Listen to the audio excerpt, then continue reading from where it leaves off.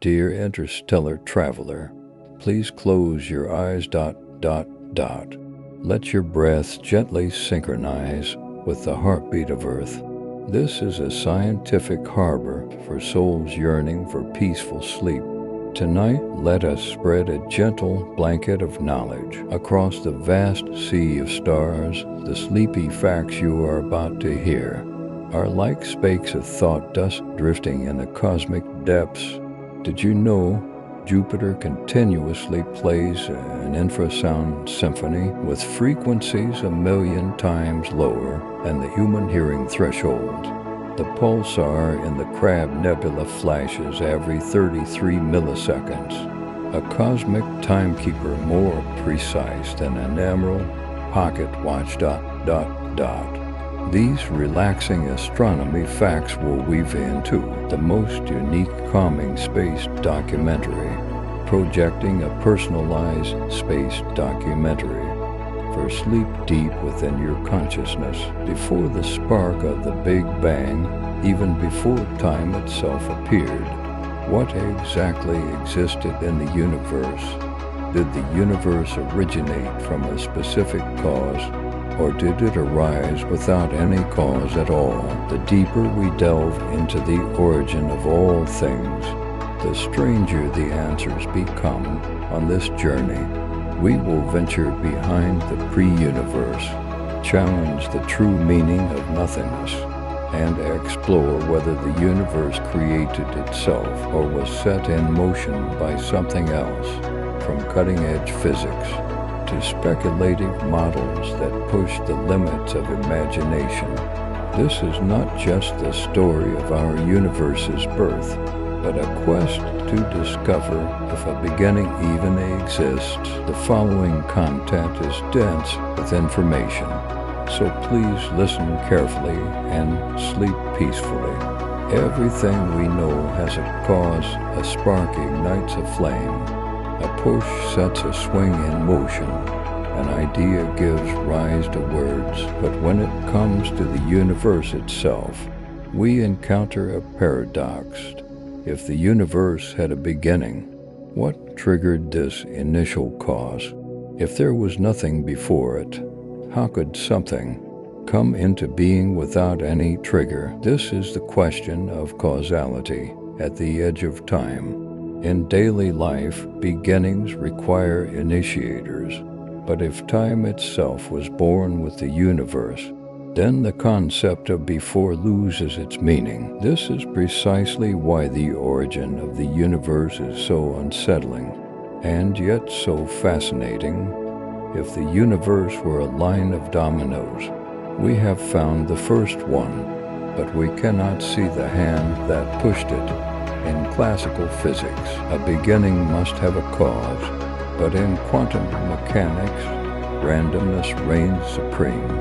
Events can occur spontaneously, without external triggers, governed solely by probability.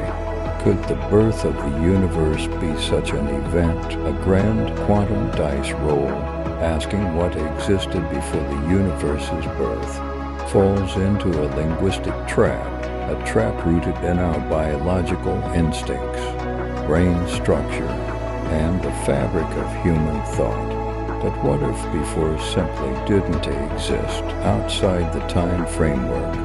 What if time was born in the same cosmic flash as matter, space, and energy, according to Einstein's general relativity? Time is not some absolute ticking clock independent of everything. Time is a dimension woven into the fabric of space.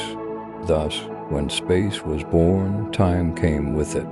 Asking what existed before the Big Bang is like asking what lies north of the North Pole. The question is logically invalid. This isn't just an idea. In physics, some viewpoints, like Stephen Hawking's no-boundary proposal, suggest the universe was initially in a state without past, present, or future, governed by the laws of quantum mechanics. In this approach, the early universe did not suddenly appear, but was in a peculiar timeless state, until it transitioned into a state with time. When we ask what happened before the universe was born, perhaps we are asking a question that cannot be properly answered. There might have been no before, because time as we know it did not yet exist. Does time have a boundary? We typically think of time like an arrow, flying from the past through the present to the future. But what if this line is just an illusion? What if time doesn't flow at all? What if it is static, like a layer of space? What if time has always existed, and we merely experience it in fragments before truly contemplating whether the world can create itself? We need to break the deep-seated notion that time is fundamental and linear. Newton's old model has been overturned by modern physics, especially by Einstein's theory of relativity. In relativity, time is variable. Forces exist that can bend, stretch, and distort it. Near black holes, time passes more slowly on mountain tops. Time passes faster than at sea level. If time is relative, how can it be the fixed point for the beginning of everything? Then there is the concept of the block universe. According to this view, the past, present, and future coexist. Time is not a flowing thing, but a landscape. We, as conscious beings, are like a spotlight sweeping across a static film reel, navigating through it. Every event that has ever happened and will ever happen exists simultaneously from this perspective. Asking when the universe began is like asking which frame of a movie is real. All frames are real, the difference lies only in perception. Quantum physics makes things even stranger. In the Wheeler-DeWitt equation and some other theories, time does not exist at all at the most fundamental level. The world never undergoes change. Where does time come from? Some scientists believe it is an emergent property, much like heat arises from the motion of molecules. In other words, time might not be an intrinsic property of the universe itself, but rather emerges from the interconnections between events and particles. It's just that. Our brains generate the illusion that things are changing. It turns out, if time is irrelevant, it doesn't need to exist. There was no starting clock at the initial moment, no zero point on the cosmic clock. This has important implications for how the world formed. If causality is part of emergent time, then a self-creating world needs no reason. If time only began after the world formed, then asking what existed before time is meaningless. We evolved the ability to understand cause and effect and sequence. Fire produces smoke, leading to death. Therefore, we instinctively believe the universe must also have a source triggered by something. But this might just be an illusion of perception. The universe might not have begun in time, but with time at first. This question seems absurd. How can something exist without a beginning? We know many things have their starting points. Trees grow from seeds, people come from birth, even stars, after billions of years of decay, will shine again. So we want to know when all this began. When looking up at the universe, perhaps the more appropriate question is whether it ever began at all. Some physicists and cosmologists believe the universe might be eternal without a beginning, without an end, just an infinite, self-existing structure. This view completely overturns our understanding of origins in a timeless or cyclic universe. The Big Bang might not be a beginning at all, but merely a dramatic event in an ongoing cosmic cycle. In this scenario, asking what caused the Big Bang is like asking what causes sunrise. It is just part of a pattern, not a one-time event. The most basic version of this idea is the steady-state theory. It contradicted the Big Bang theory, proposing that the universe always maintained its present state. As it expanded, new matter was continuously created to maintain its average density. But after the discovery of the cosmic microwave background radiation, this theory fell out of favor. Nonetheless, it planted a provocative seed. Did the universe truly need a beginning? Some newer views are based on more advanced science. For example, cyclic models propose the universe is like a cosmic heartbeat, constantly expanding and contracting. Each Big Bang is not a new beginning, but a rebound after the previous contraction. No beginning, only eternal motion. Quantum physics offers another perspective. Some solutions to the equations of general relativity point to a world that has existed for an extremely long time, a universe that never had a starting point. Thus, there is no boundary or initial moment. The universe might not have begun from a point of no return, but was always in a quantum state. Only later, entering the classical expansion phase, we observe. A more radical view is that the concept of a beginning itself is flawed, a residual intuition constrained by living in a world full of finite events and life cycles. If time is not a fundamental property, if space-time itself is emergent, then the entire concept of beginning becomes meaningless. The universe's origin might not be like the start of a story. It might just be existence itself.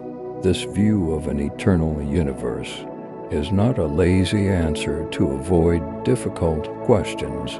On the contrary, it is a conclusion naturally drawn from some of our best existing theories: loop quantum gravity, some models of string theory, and the Hartle-Hawking no-boundary proposal all allow for universes without an initial moment. They indicate the universe needs no external push to operate.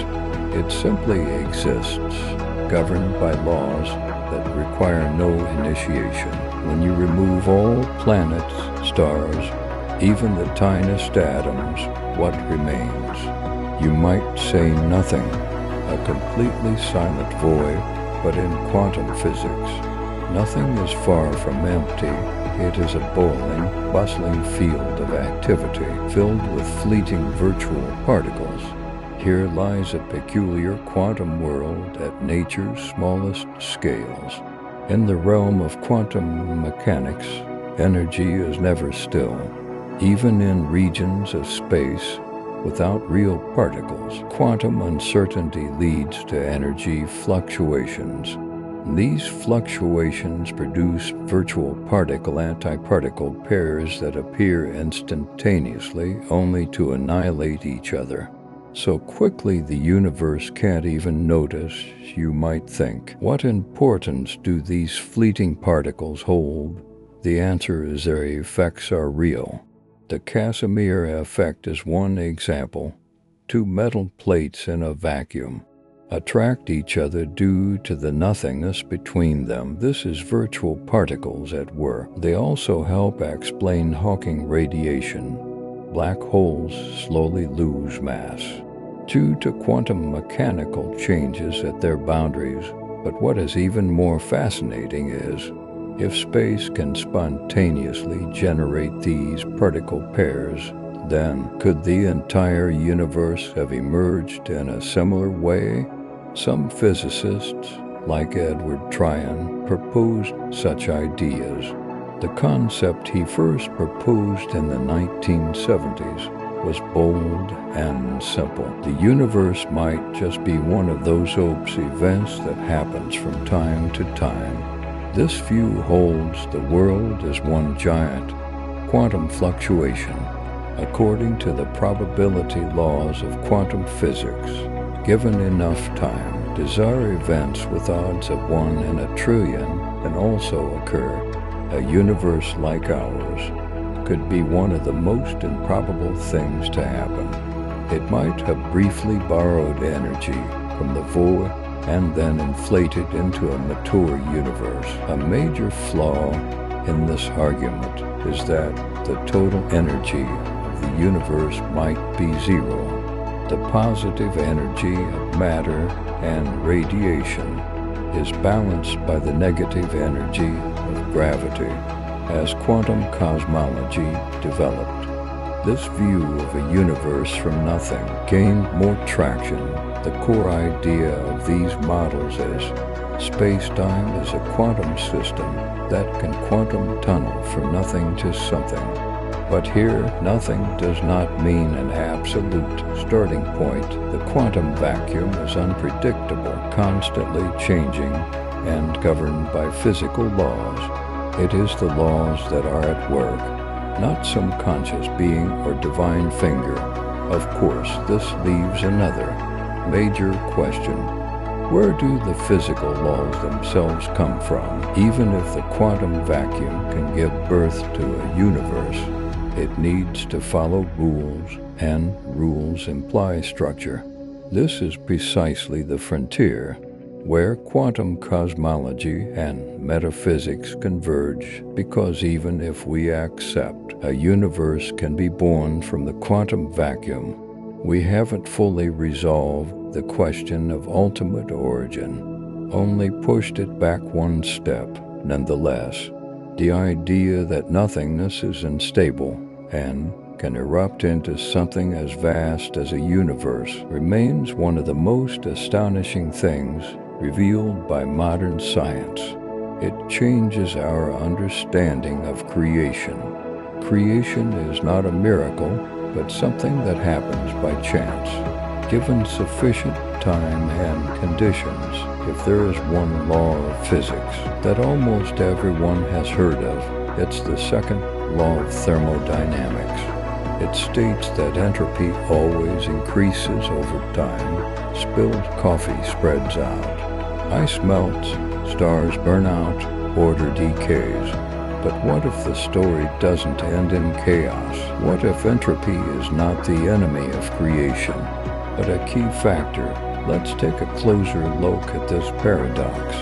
The second law seems to indicate the universe is doomed to disorder, but at the same time, we live in a universe of exquisite structure. Galaxies rotate in elegant spirals.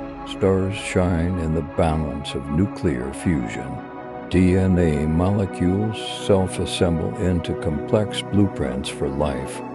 How can ever-increasing disorder produce so much visible order? To find the answer, we need to understand what entropy truly means and its role in an expanding world. Entropy is not just about how messy things are.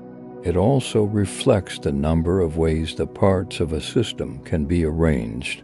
When there is a hot, uniform fog, particles move randomly. This is called high entropy. But in the early universe, just after the Big Bang, everything was very smooth and ordered. This was an extremely low entropy state.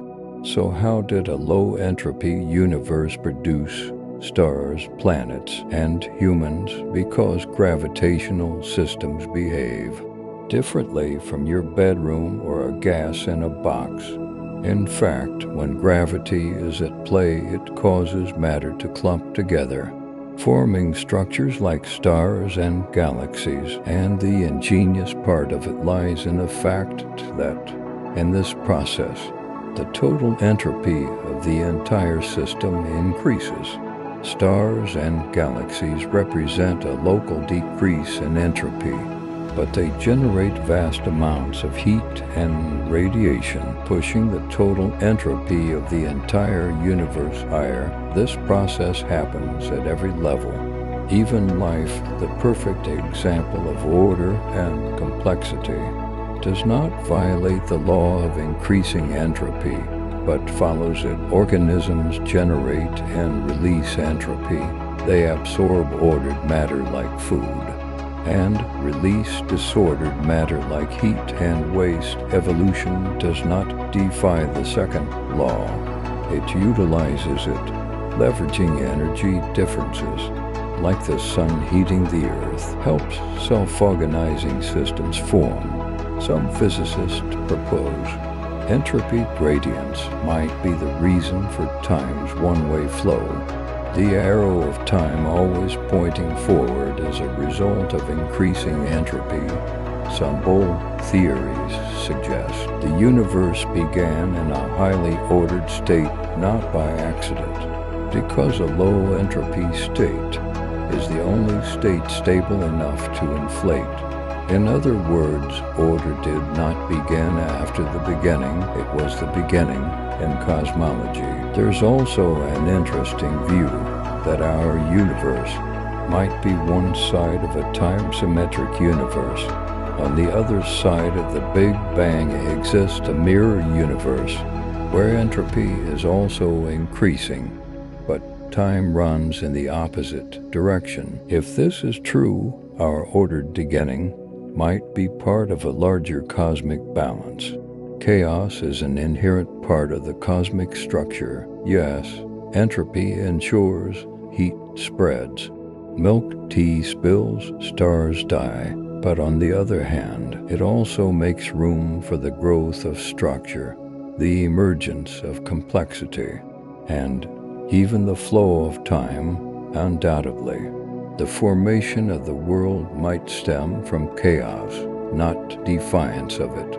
Imagine a state of complete non-existence of anything. No light, no matter, no energy, no space, not even time. Only pure, absolute nothingness. Now try to hold this image in your mind. It's almost impossible, because whenever we imagine nothing, we unconsciously add something, a dark void, an empty room, a space waiting to be filled. But these are still something. This leads to one of the most controversial and perplexing questions in modern cosmology. Has there ever been absolute nothingness? At first glance, this seems like a religious or philosophical question, but in recent decades, it has become an important field of scientific research. By studying the universe and physics, scientists are trying to figure out the true meaning of nothing and whether it ever existed. We must ask, what do scientists mean by nothing? In quantum physics, the vacuum of space is not empty. It is filled with invisible energy. Particles constantly appear and disappear in the quantum foam. This is far from a calm state. This so-called quantum vacuum is often described as nothing, but clearly it is something. It has properties. It has structure governed by physical laws. In fact, some theories, like quantum field theory, propose that even without particles or photons, space still contains fields. These fields can be excited to produce particles. This leads to a peculiar view. Nothing can produce something through natural processes, but here, nothing is more like a stage with the lights off. It still exists. It still follows rules. So what is true nothing like? No rules, no dimensions, no quantum foam. Has such nothing ever existed? This is the tricky part of the problem. Scientists like Lawrence Krauss argue the universe could have been born from nothing because quantum physics allows it. But critics quickly point out This nothing is still built upon an existing framework like probability rules or the basic concepts of quantum physics. But this is not the nothing the question refers to. In fact, absolute nothingness might be impossible, or may never have existed. Why? Because if absolute nothingness did exist, it would remain nothing forever, no potential, no instability, no hidden spark to generate anything else. Therefore, for something to appear, there must at least exist some mechanism, even if it is extremely simple and peculiar, unlike anything we are familiar with in this sense. Nothing might be inherently unstable, not a void, but a state of waiting. Another extreme view is that nothing is a word created through language and comparison. Due to the structure of our brains, we perceive nothing as the opposite of something. We think in binary oppositions like light and dark, sound and silence, existence and non-existence. But in the deep structure of reality, there might not be such an either-or choice. What we consider nothing might just be a mental image of something we don't yet fully understand. For scholars, nothing must mean absolute emptiness, numbered time, no place, no possibility, no attributes, the absence of anything. If you can describe it, depict it, or assign it any characteristics, it is no longer nothing. This is why many philosophers, like Parmenides, Heidegger, and Sartre, argued that nothingness is not only difficult to understand, but might even be meaningless. What can we say about that which does not exist without turning it into something that exists? Yet physicists like Stephen Hawking and Lawrence Krauss repeatedly claim the universe can and did arise from nothing. Krauss even titled his book A Universe from Nothing, arguing that the quantum foam and empty space governed by physical laws can produce matter, energy, even space-time itself. But for philosophers, this is a Bay-10 switch. This nothing is full of laws, fields, and foam. It is not the absolute nothing in the metaphysical sense, but something disguised as nothing. This raises a key question. When scientists say nothing, what do they truly mean? Often, they mean the quantum vacuum, a state without particles, but full of potential due to quantum fields. They might also mean a state of very low entropy, or a state with symmetry that easily breaks spontaneously, thus producing matter and energy. These are real concepts in physics, testable and with mathematical basis, but for philosophers, these definitions avoid the core question. If your nothing has rules, has boundaries, can change, then it is not nothing. This is the fundamental divergence between physicists and philosophers.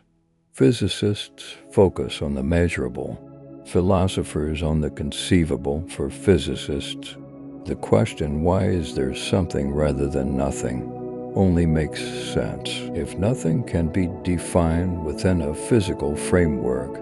Otherwise, it is metaphysical speculation, perhaps interesting, but beyond the scope of empirical science. For philosophers, this question is paramount.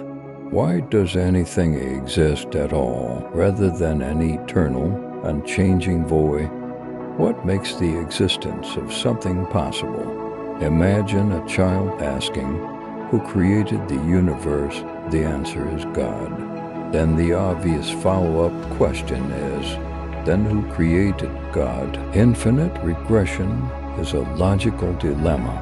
Causes keep tracing backward, endlessly ...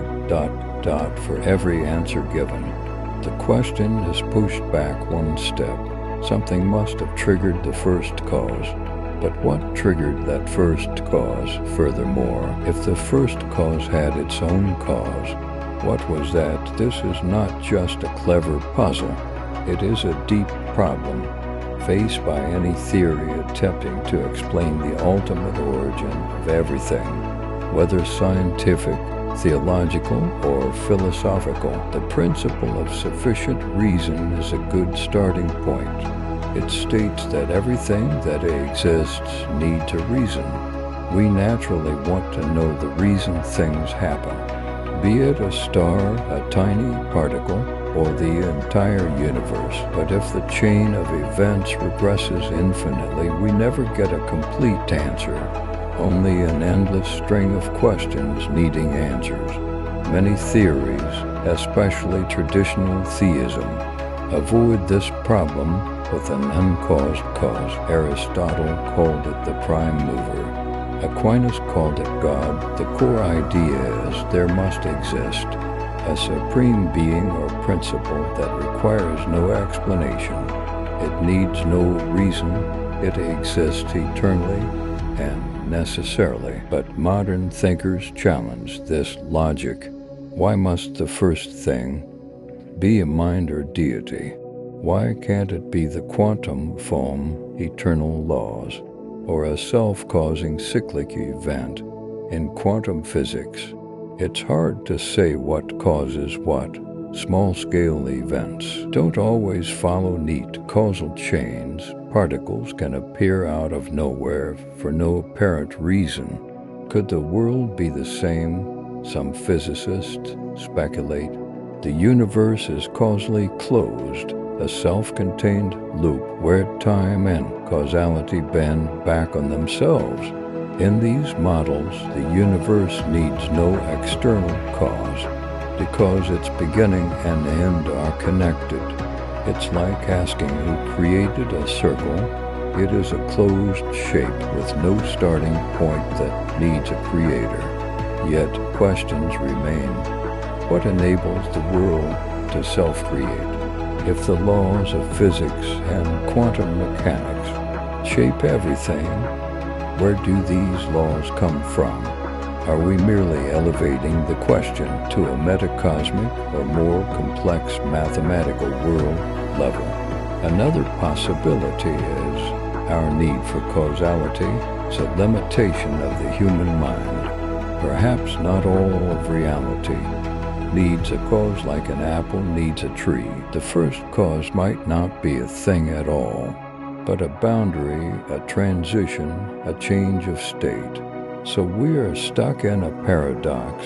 If everything has a cause, then either there is an infinite chain or there exists something that causes itself. If something can cause itself, how exactly does that work? If there exists something and cause, why is it limited to just one? When you hear the word nothing, what do you think of? A dark emptiness, a void without stars, planets, or living beings. This imagination seems intuitively correct, but according to modern physics and cosmology, it is far from correct and might even be completely wrong. In the world of science, nothing is not as empty as it seems. First, let's talk about quantum physics. In a vacuum without matter, energy still exists. It is filled with quantum fluctuations, brimming with possibilities. These fluctuations can spontaneously produce and annihilate particles, like bubbles constantly forming and bursting in a pot of hot water. Therefore, even the emptiest space is not truly empty, but filled with potential. Physicists call this the quantum vacuum. This is not just a theoretical concept. We can observe its effects. For example, the Casimir effect is a measurable force between two metal plates in a vacuum caused by quantum fluctuations of empty space. This is a stunning reminder that even the void has content. Things can get even stranger. Some views suggest this quantum nothing could be the origin of the world. If the void is unstable enough, it could give birth to an entire universe. This is similar to how quantum foam works. From a quantum perspective, the total energy of the world might be zero. Therefore, it doesn't violate physical laws. In a sense, it's like a cosmic accounting trick. The negative energy of gravity can balance the positive energy of matter. Stephen Hawking once said that because there are laws like gravity, the universe can and will create itself for nothing. But critics, especially philosophers, point out that Hawking's nothing is actually something, a framework composed of physical laws, quantum fields, and the stage of space-time. So, has there ever been absolute nothingness? It depends on how we define it. For philosophers, nothing means the absence of everything. No space, no time, no physical laws, no quantum fields. Not even potential, just pure nothingness. But the problem is, we have never observed such a state, nor do we know if it could exist. It's not just that we've never seen nothing, it's more likely that we cannot conceive of it. The concept might only exist in our language, not in reality. We think that even before starlight, matter appeared. The universe has always been in a state of something. The initial state might have been energy, dimensions curled into knots, or some unknown primordial state. There's another twist. If nothing can produce something, can it still be considered nothing? This leads to a profound paradox. If we say the universe originated from nothing, we must define what this nothing is. But if it has attributes like instability, potential, or laws, then it is not true nothingness. We often imagine the universe as a grand machine, its gears operating according to physical laws, gravity, electromagnetism, quantum fields. But here's a bold question. Do these laws need a stage to perform upon? In other words, can physical laws exist independently of space? This idea seems absurd.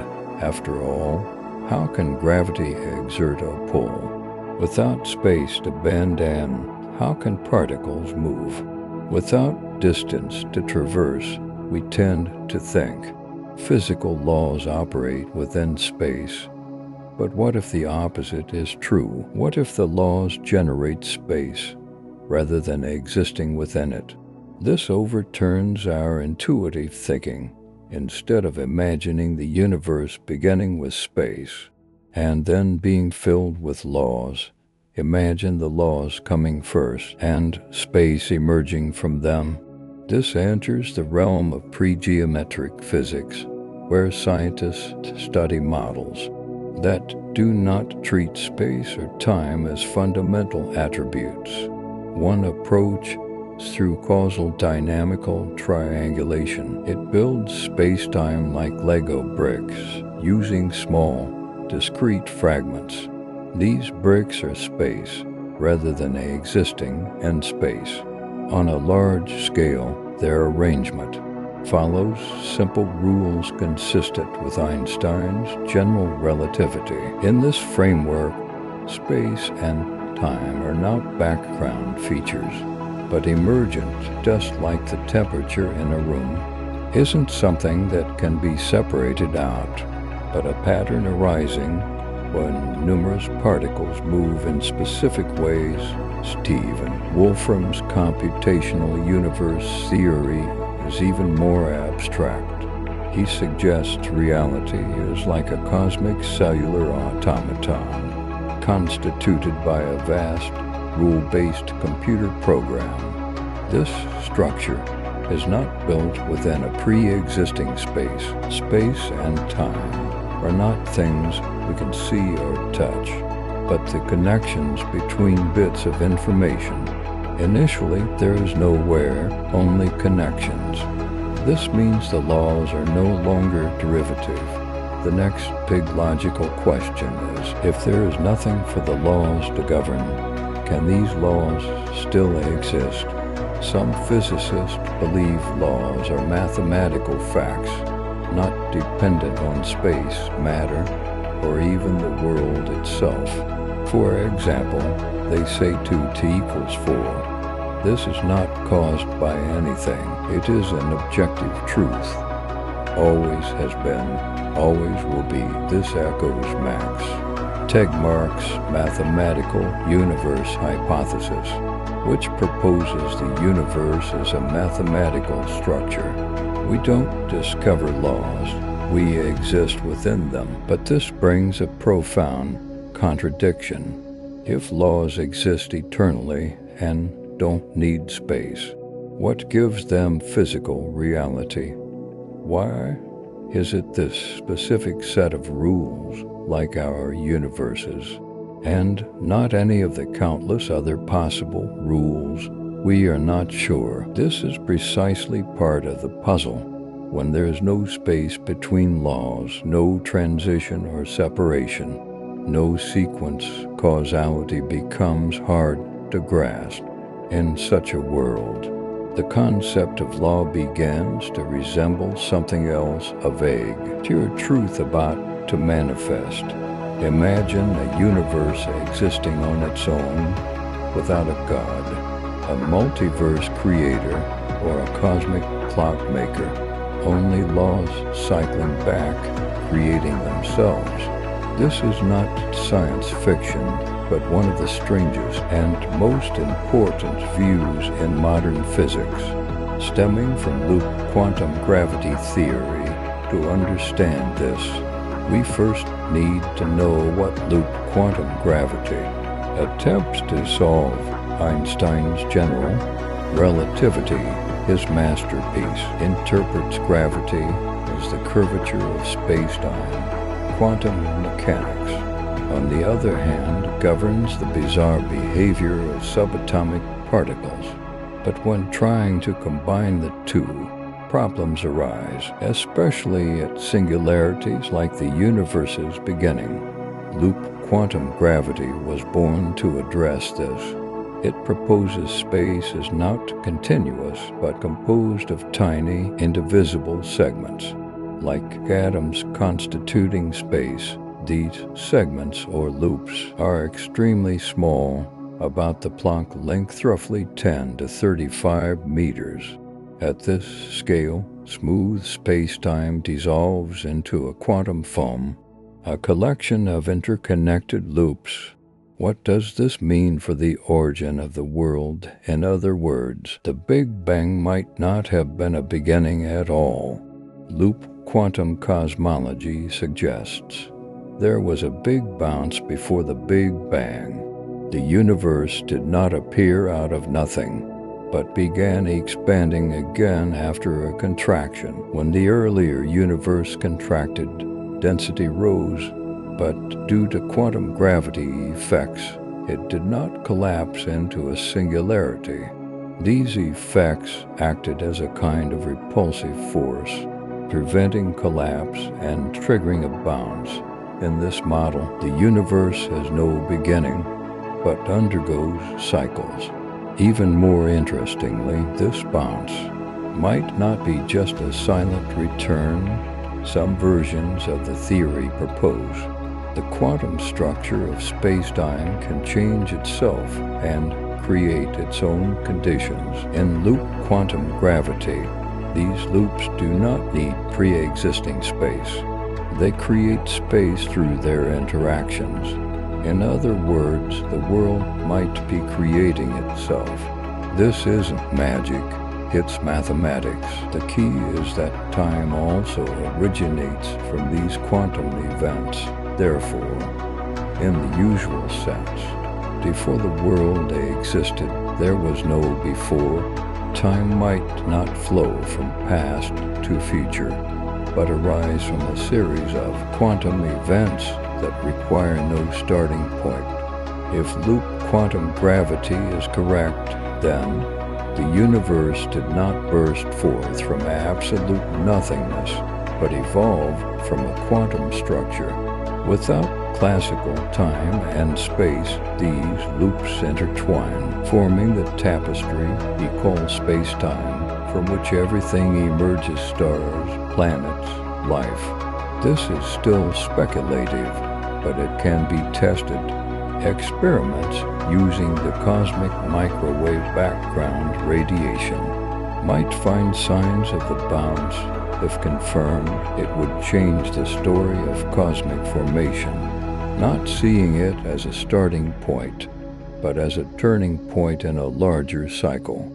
Loop quantum gravity's answer to whether the universe self-creates is yes. It self-creates in a cycle without beginning or end. If space and time weren't smooth and continuous like a river, but like a pile of discrete moments that could be counted, how would you feel?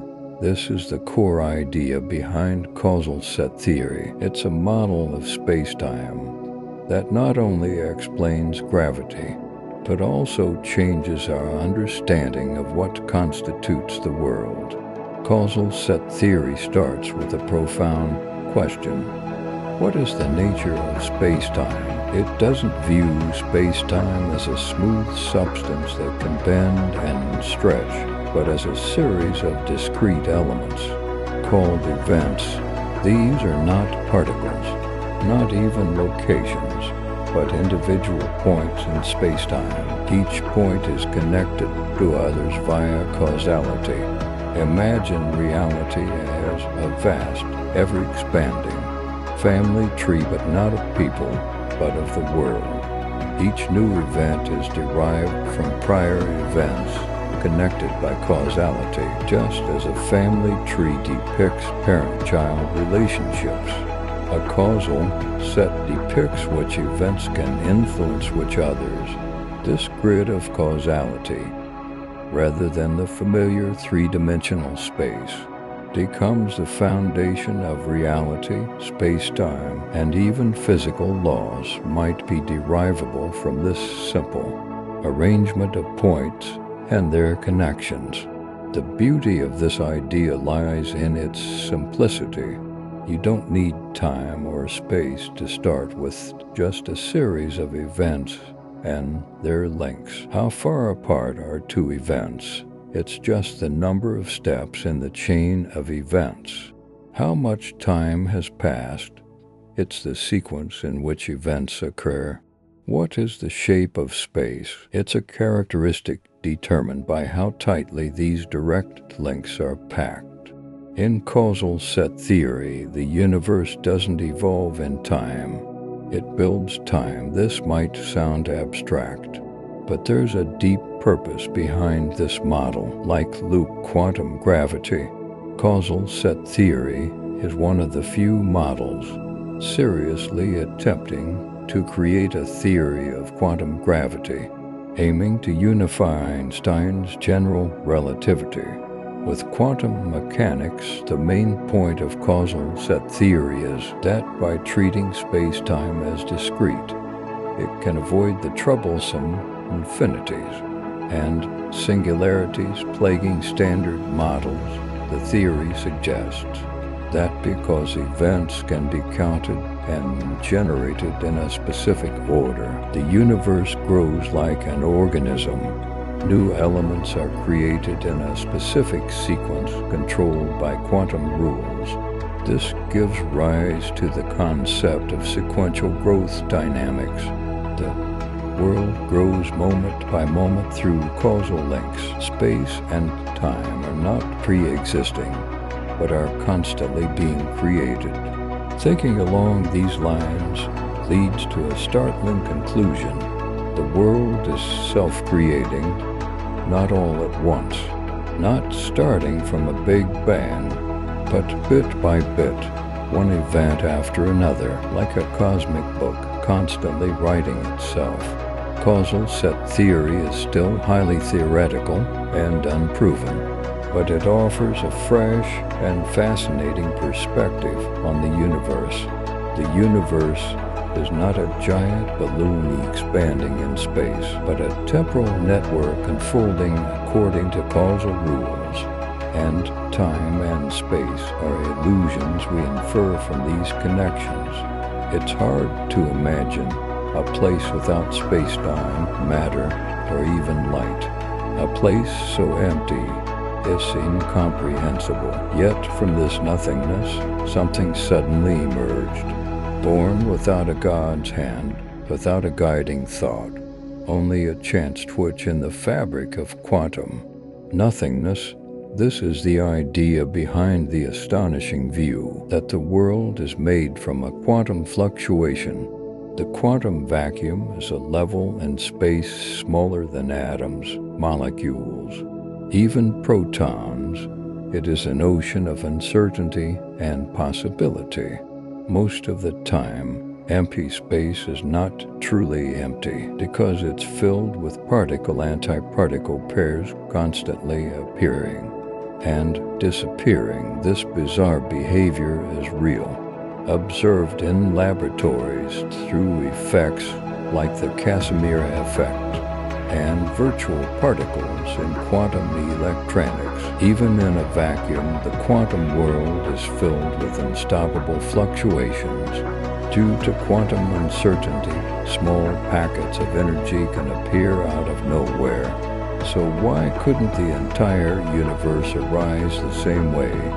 Physicists like Edward Tryon proposed this idea back in the 1970s.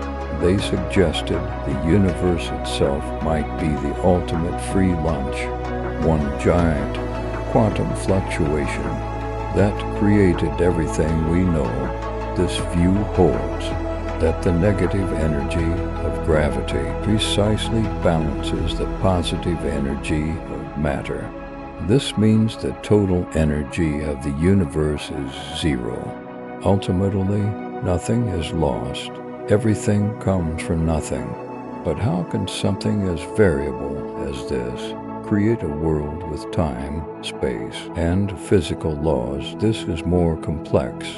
The quantum foam not only produces random particles, but also probability clouds. These probability clouds show the likelihood of certain events occurring. If there is no time, or time is infinite, it's always possible for a fluctuation large enough and ordered enough to occur, creating a bubble of space-time that inflates, changes, and expands. Sound familiar?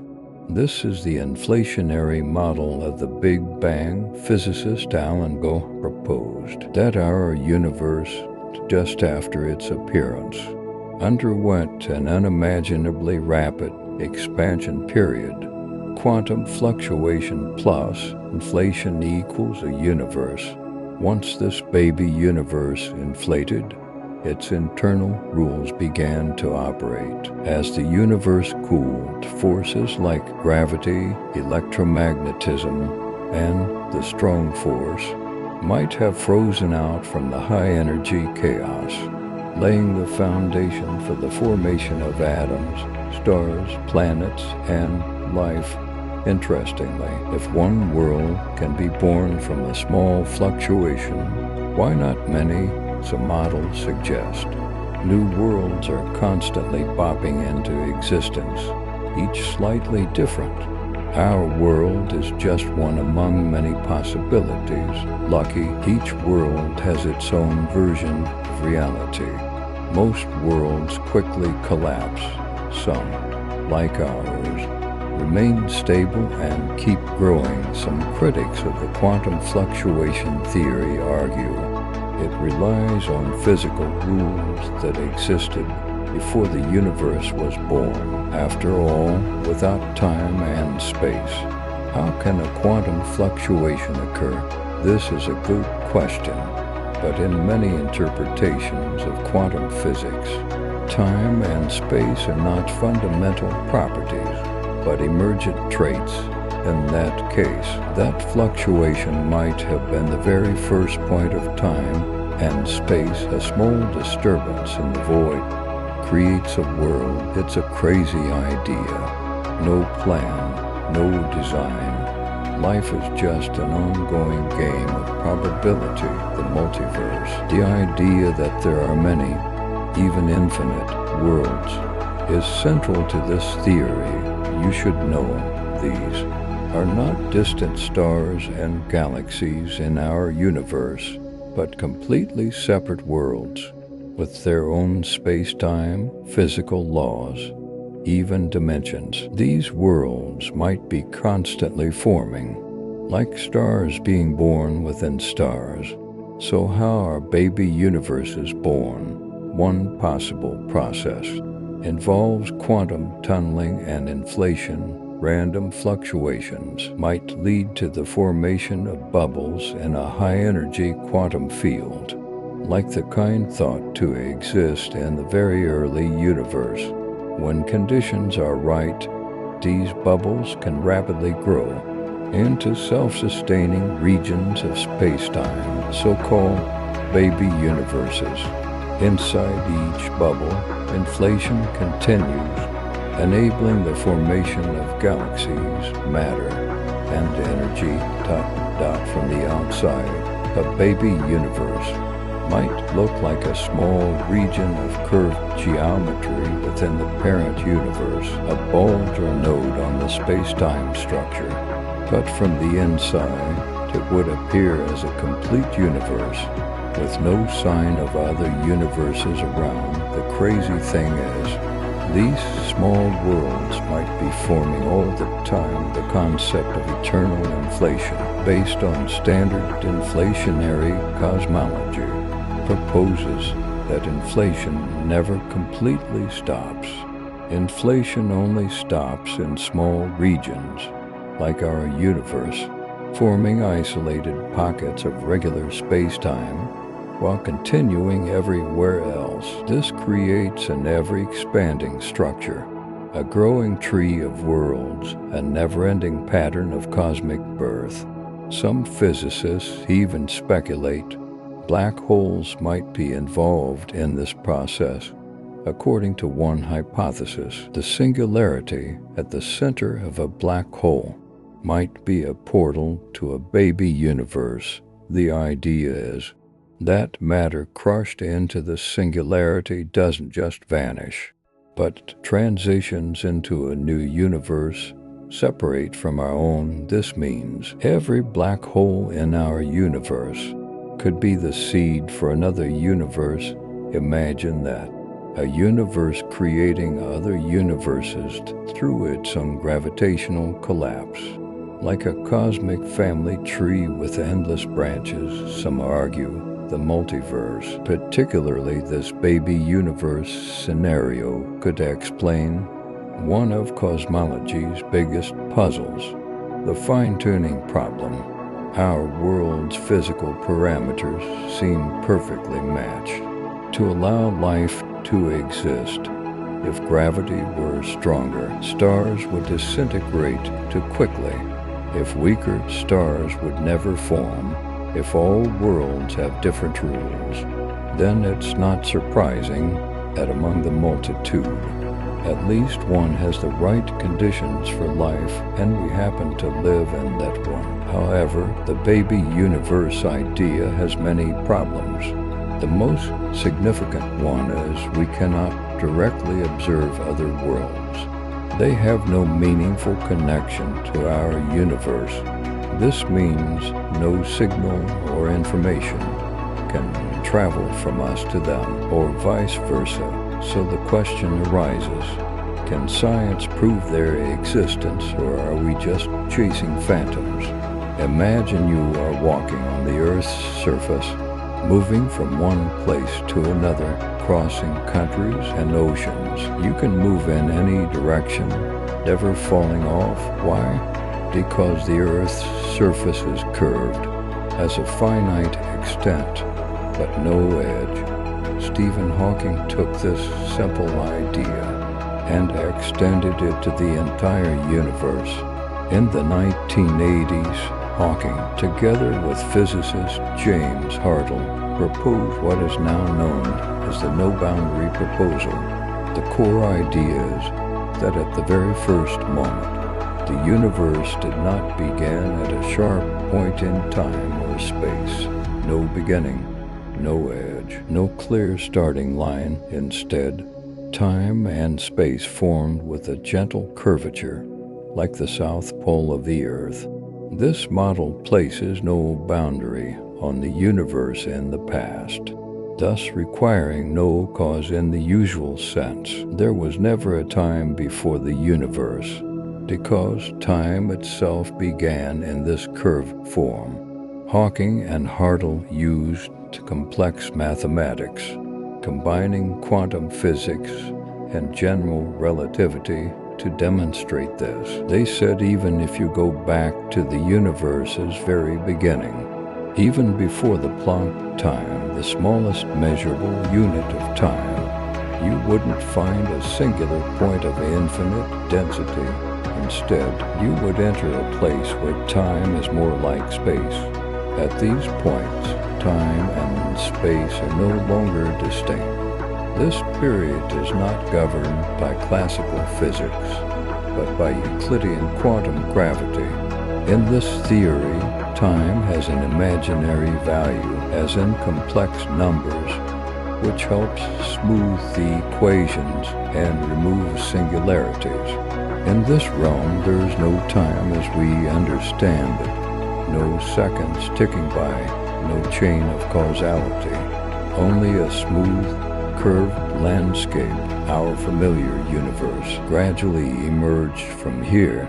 So why is this important? According to the no-boundary proposal, we don't need to ask what existed before the universe was born, because, as Hawking said, it's like asking what lies north of the North Pole. The question has no answer, not because it's stupid, but because nature doesn't provide one. Time is something that happens inside the universe, not something that exists independently, so there is no before. This view changes the whole debate about when everything began. In this scenario, there is no sudden bursting forth from a singular point. Instead, the universe formed gradually, following a natural path from a quantum state to the expanding spacetime we live in now. This theory is theoretically beautiful and reasonable, but difficult to verify so far. We have no clear way to observe or refute it, as it involves times and spaces that cannot be measured. The early universe had immense quantum uncertainty. Models like this are at the edge of science and speculation. Nonetheless, it remains one of the most elegant answers to the ancient question of where everything came from. What if the universe didn't need a reason at all, only a chance? Alexander Vilenkin's theory of quantum tunneling for nothing is one of the most interesting attempts to solve the world's most important question: how did something come from nothing? We see that the rules in quantum physics are very different from those in everyday life. One such rule is particles can appear and disappear on their own in a vacuum. This isn't magic, but a real effect called quantum tunneling. It allows particles to pass through energy barriers they normally shouldn't be able to cross. This is how particles inside radioactive atoms escape. It's also how the sun shines. Vilenkin's theory suggests the universe could have come from a quantum vacuum. This vacuum isn't a place filled with gas or dust, but a place completely devoid of space-time or matter, nothing at all. In this case, nothing means no space to move in, no time to measure, no particles to collide, just an empty nothingness without rules. Yet within this nothingness, based on quantum probability, A tiny fluctuation might appear on its own. It would rapidly grow into the vast universe we see. This isn't speculation, but a formula implied by the rules of general relativity and quantum physics. This process is often explained using the metaphor of a quantum bubble. Inside this bubble is the baby universe. Outside is the realm of nothingness. Through quantum tunneling, this bubble suddenly appears. The laws of quantum physics not only don't forbid it, but given enough imaginary time, it is inevitable. Vilenkin's contribution was creating a mathematical model to describe this process. He predicted that for universes with the smallest initial size, the tunneling probability is highest. These universes then inflate due to their own internal energy. This process is closely related to cosmic inflation theory. This idea isn't just abstract theory. It has direct connections to things we can observe in the universe. The universe is flat, uniform, and very large. These characteristics match a rapid inflation that could follow quantum tunneling from a very small starting point. But of course, this raises new questions. If there was nothing at the beginning, where do the physical laws come from? What established the rules the universe follows after its birth? Vilenkin's theory offers a subtle answer to this question. The physical rules might not have been generated in the usual way. Instead, they might be part of the tunneling event itself. Just like a particle's spin isn't started, but simply exists. From this perspective, rules are just possible outcomes, not pre-existing conditions. Some object to this theory, saying it turns nothing into a state controlled by mathematical probability.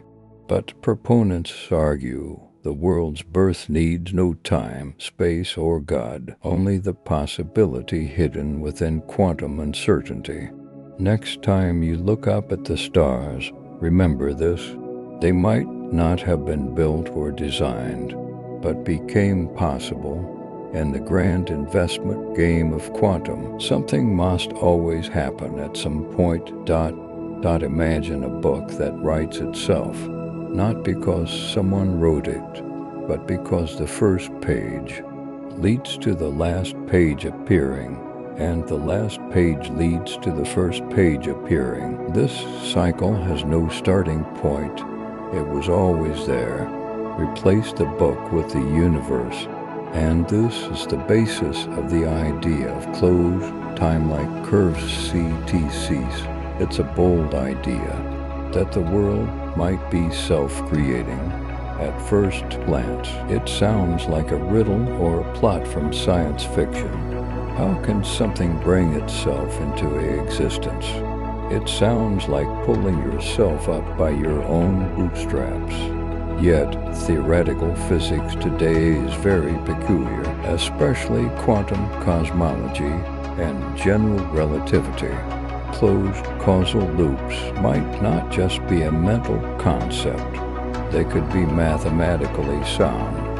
One of the strangest effects of Einstein's general relativity is that spacetime can curve so much that it forms a closed time loop. This idea is based on that effect. This curvature is called a closed time-like curve CTC. In such a loop, anything can return to its own past. Interestingly, in these models, objects don't break causality. They follow it because every action it takes is always part of the loop. If the universe contains, or is itself, a closed time-like curve, then its beginning is causally linked to its end, and vice versa. In this case, the origin of the universe is not a single starting point, but a cyclic point where causality intertwines like a Mobius strip. Some theorists, like Kurt Dell, have explored universes with these properties. Gödel's solution to Einstein's equations allows for time loops under specific rotation conditions. Others, like Julian Barber, suggest time itself might be an emergent illusion, and the concept of a beginning is just a misunderstanding of deeper symmetries in the physical laws. In a world with closed causal loops, there is no external creator, nor a point in time when everything began. Existence is maintained by its own internal consistency. Everything happens because other things happen, and because they are caused by other things. It's like a song perfectly set on a loop, with no real beginning or end. But this model has problems. The most famous is the grandfather paradox. If something in the loop goes wrong or changes, the entire sequence might collapse. However, the Novikov self-consistency principle in physics addresses this. It states that due to the closed structure of the loop, the timeline on the loop cannot be changed. This eliminates the paradoxes and inconsistencies often worried about in time travel. But those who don't believe in causal loops say they only explain how the world operates, not why it exists. They might avoid having to have a starting point, but don't explain why the loop appeared. Others say this view cannot be falsified. It's just speculation, more of a mathematical curiosity than a testable theory. Yet the idea persists. Because it is beautiful, it needs no universe creator, no single starting point, no endless regression, just one world that has always existed, a never-ending cycle of cause and effect. All right, my friend, let's pause our conversation here tonight on the mysteries of the universe. Now, allow me to press pause for you. Set aside all thoughts and inquiries, and simply, quietly be in this moment. From here, my voice will fade away, leaving only the silent tapestry of the cosmos and a carefully chosen piece of pure music tuned to 432 Hz. Science suggests this frequency resonates deeply with the natural vibrations of the universe and the rhythm of life itself, soothing your nervous system and guiding you into deep relaxation. Now, find your most comfortable position. Gently close your eyes or let your gaze rest softly upon the stars. May you release all weariness from the world, letting your consciousness drift on the waves of music, floating into boundless tranquility. Good night, sweet dreams, until we meet again among the stars.